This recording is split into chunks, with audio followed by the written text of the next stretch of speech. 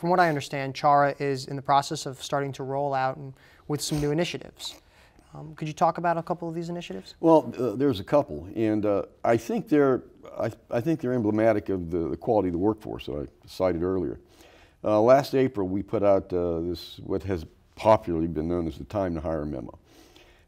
There are some OPM guidelines that the Army adheres to that says when you hire a person for a job, from the beginning, start of the process to the end of the process, should be 80 days. And then within that, there's the time, what we call the HR fill time, which is what CHRA does. And that's supposed to be 26 days. So our challenge is we've got to get everything done within that time period. And what we did is we provided a memo that basically streamlined the process.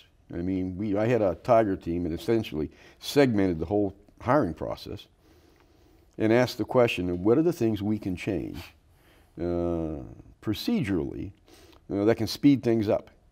And they came up with a couple of good suggestions. One of the things now is, you submit a request for personnel action.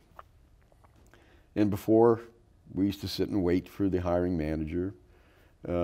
We would provide that to him or her, and we'd wait for them to return it. So it would become a vacancy announcement, and then we could, announce it. And what we said now is, when we give you an RPA, you have 3 days. Okay, in 3 days, it becomes a vacancy announcement, regardless, unless you tell us not to do it. It's going to become a vacancy announcement. So we've cut, who knows how many days there. We've also said that we provide a referral as to a hiring manager. When we give you the list of people that have applied for the position, and in our opinion are those that are best qualified based on what you've told us about the knowledge, skills, and abilities, got 2 weeks. And at the end of 2 weeks, if we don't hear something back from you, we're going to start calling, and the calls, aren't going to end with you. They're going to go up your chain of command. We've all got responsibilities. Hiring is a team sport, and every member of the team has got to do their part.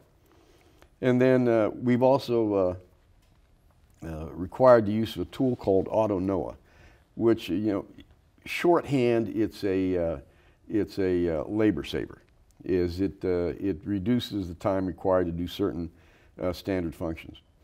And there was a lot of pushback for AutoNOA, not only because of unfamiliarity, but because of people thought that they were somehow giving up their control of the hiring process. Well, nothing could be further from the truth.